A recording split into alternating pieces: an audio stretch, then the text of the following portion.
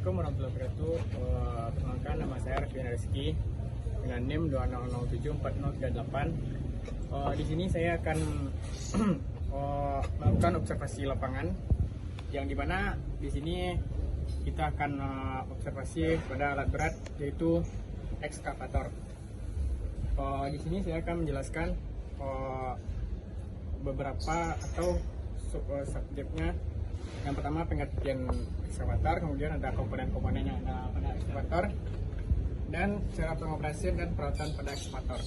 Yang pertama yaitu ekskavator. Ekskavator itu adalah alat berat yang berfungsi sebagai penggali, pengangkut, atau pemindah pada material. Ya, di Indonesia terdapat beberapa merek, di antaranya Volvo, Komatsu, Caterpillar, Kobelco, Hyundai, dan lainnya. Pada ekskavator, komponen utamanya itu adalah upper structure atau bagian atas. Kemudian ada lower structure, yaitu atau undercarriage. Pada upper structure adalah komponen pada ekskavator pada bagian atas. Pemisah antara upper structure dan lower structure adalah swing gear. Kemudian terdapat kabin. Kemudian ada engine di belakang ekskavator. Kemudian ada motor swing di bawah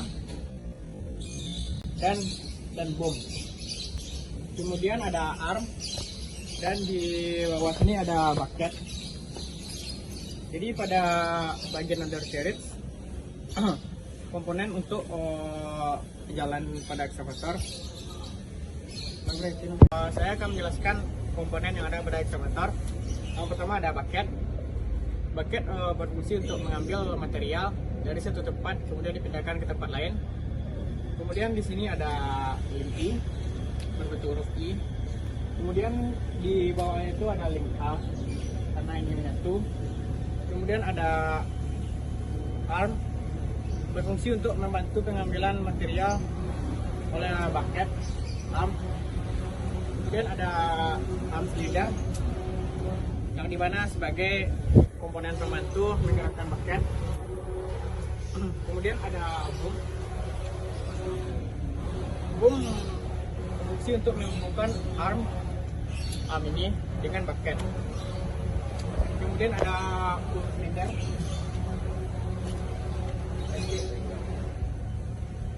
Boom cylinder berfungsi untuk menggerakkan boom tersebut naik atau turun. Kemudian kita ke upper di sini ada kabin operator yang berfungsi untuk menggerakkan boom naik yang untuk mengoperasikan ekskavator ini dengan kerja. Di sini saya akan menjelaskan tuas pada dalam kabin. Yang pertama ada tuas sebelah kanan. Jadi pada saat tuas didorong ke depan, maka boom bergerak turun atau disebut juga boom lowering. Jadi video ini diambil dari YouTube sebagai acuan cara pengoperasian tuas kiri dan tuas kanan. Untuk pergerakan boom naik atau boom turun, kemudian ada bucket in atau bucket out, yang dimana tuas kiri berfungsi untuk sebagai pemutaran atau pergerakan swing, kemudian tuas kanan sebagai pergerakan bucket dan pergerakan boom. Jika kita putar tuas kiri, maka pergerakan swing akan mengikuti jalan dari pergerakan tuas kiri. Kemudian jika kita ke kanan bucket, maka akan bucket membuang. Jika kita operasikan tuas ke kiri, maka bucket akan in. Seperti video. Kemudian jika kita dorong tuas kanan tersebut ke depan, maka boom otomatis akan turun. Jika kita tarik tuas kanan tersebut ke belakang, otomatis boom akan naik. Boom digerakkan ke belakang, maka terjadilah boom lifting atau naik. Kemudian saat tuas kiri digerakkan ke kiri, maka bucket akan bergerak keluar atau bucket out. Dan jika tuas digerakkan ke kanan, bucket akan bergerak atau ke dalam atau bucket in. Kemudian tuas sebelah kiri di sini Saat tuas ditarik ke belakang, maka arm akan bergerak ke depan atau arm in. Dan jika tuas didorong ke depan, maka arm akan bergerak keluar atau arm out. Jadi saat tuas digerakkan ke kanan, maka swing berputar ke kanan. Dan tuas digerakkan kiri, maka swing bergerak ke kiri. Di sini sudah ada motor grader, itu unit yang berfungsi sebagai pembuat jalan, perata jalan, atau perawatan jalan, termasuk sebagai penimbun lubang. Jadi ini video yang diambil dari YouTube sebagai acuan cara kerja atau pemrosesan pada motor grader, yang dimana blade berfungsi sebagai pembawa material yang akan diratakan untuk proses pembuatan jalan. Jadi inilah tampak dari pengoperasian pada motor grader dan bagaimana blade tersebut bekerja.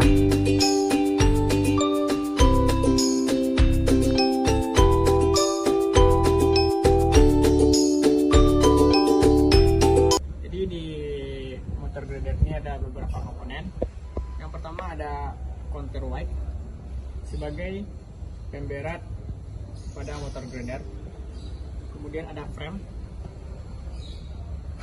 yaitu kerangka unit pada motor grader. Kemudian ada cylinder steering yang berfungsi untuk menggerakkan sistem steering pada motor grader, yaitu di belakang. Kemudian di sini ada komponen lampu sebagai unit penerangan di saat kondisi cuaca yang gelap atau cuaca tidak mendukung. Kemudian di selanjutnya ada silinder lining berfungsi untuk menggerakkan roda kiri dan ke kanan, yaitu ini silinder lining.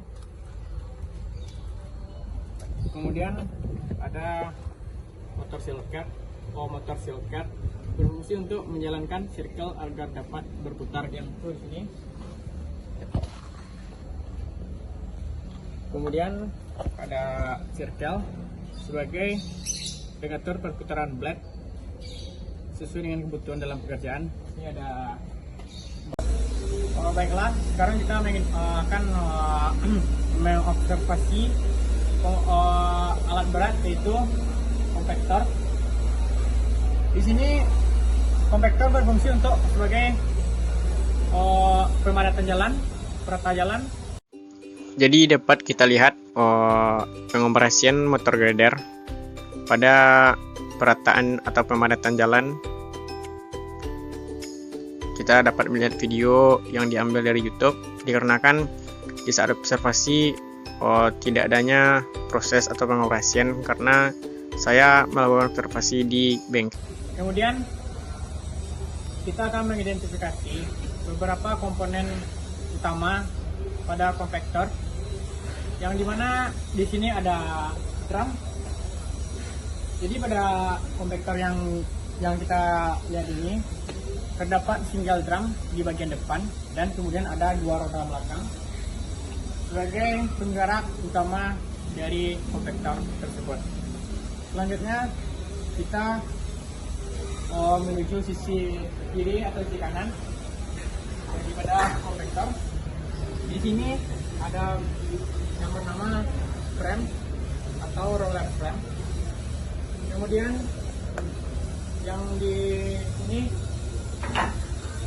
ada bagian kabin operator yang terdapat tuas-tuas atau komponen-komponen penggerak dari semua sistem hidrolik yang ada pada kompaktor. Kemudian vibraton sistem ini bekerja dengan cara getaran yang disalurkan menggunakan. Jadi tujuannya itu adalah untuk mencegah atau memindahkan kemungkinan muncul gangguan atau kerusakan pada mesin tanpa perlu menunggu adanya tanda-tanda kerusakan. Sebagai contoh, misalkan melakukan pengecekan bahan bakar secara berkala, kemudian melakukan pengecekan jumlah oli yang ada pada mesin, kemudian yang kedua adalah perawatan berkala atau periodic maintenance. Jadi suatu usaha untuk mencegah timbulnya kerusakan yang dilakukan secara kontinu dengan interval atau pelaksanaan yang telah ditentukan berdasarkan voltmeter atau HM. Kemudian pelaksanaan bisa dilakukan sendiri atau pihak dengan memeriksa kondisi unit, mengganti pelumas dan mengganti suku cadang alat berat, meliputi instruksi berkala, kemudian perawatan berkala, kemudian overhaul maintenance. Jadi yang dapat kita lakukan pada saat overhaul atau turun mesin pada alat berat, yang pertama ada engine overhaul atau turun mesin, kemudian ada transmisi overhaul atau menurunkan transmisi dan mengecek secara satu persatu, kemudian ada final drive overhaul, kemudian ada general overhaul. Jadi hanya itu yang dapat saya sampaikan mengenai kompaktor, dan terima kasih. Assalamualaikum warahmatullahi wabarakatuh. Kemudian vibraton sistem ini bekerja dengan cara getaran yang disalurkan melalui sistem hidrolik yang kemudian ditransfer ke bagian drum tersebut. Jadi kita lihat di bagian bawah. Pada bagian bawah dari kompaktor ini adalah pembersih dari drum tersebut agar drum selalu dalam keadaan bersih dan bekerja dengan maksimal. Kemudian kita pindah ke bagian belakang.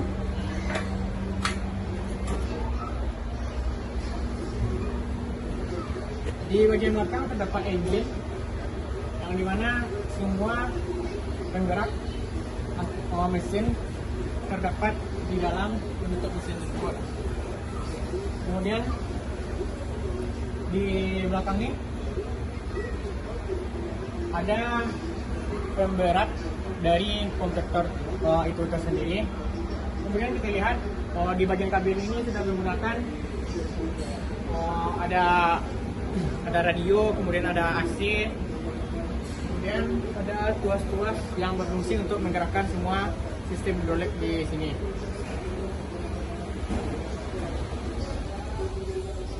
Baiklah, kali ini saya sudah berada di dalam kabin kompaktor. Dapat kita lihat kabin kompaktor masih menggunakan, kemudian kali ini di sini terdapat speedometer atau panel-panel lampu untuk menandakan atau instrumen yang akan menjelaskan bagian-bagian dari kompaktor. Yang pertama di sini ada steering atau setir untuk menggerakkan kompaktor berjalan ke kiri atau ke kanan. Kemudian di sini terdapat beberapa instrumen atau panel menghidupkan. Yang pertama ada lampu, kemudian ada tombol wiper, kemudian ada sen pada kompaktor. Jadi di sini terdapat tempat engine on atau engine start. Kemudian di sini terdapat gigi pemindah. Kemudian di bagian kakinya ada gas, kemudian ada rem dan ada kopling. Jadi di sini juga terdapat handbrake atau rem tangan pada kompaktor saat berhenti atau pengoperasian setelah selesai. Kemudian di bagian bawah, kompaktor yang kali ini sudah menggunakan AC yang dapat membuat kenyamanan pada operator saat membersihkan operator.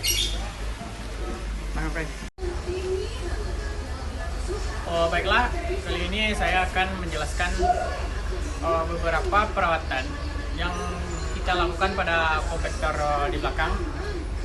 Jadi sebelum kita menjelaskan perawatan yang ada pada kompaktor, kita harus mengetahui tujuan dari perawatan tersebut. Jadi tujuan perawatan tersebut adalah agar alat berat dapat bekerja sebagai efektif dan efisien. Kemudian meminimalisir kerusakan yang terjadi pada komponen-komponen pada kompaktor tersebut. Selanjutnya biaya operasional yang rendah, kemudian usia alat berat yang dapat dioptimalkan, kemudian keamanan kerja lebih terjamin karena kita sudah melakukan perawatan secara berkala. Kemudian cara merawat dan memelihara alat berat itu seorang mekanik alat berat pasti sudah harus tahu cara melakukan perawatan pada alat berat yang dioperasikannya.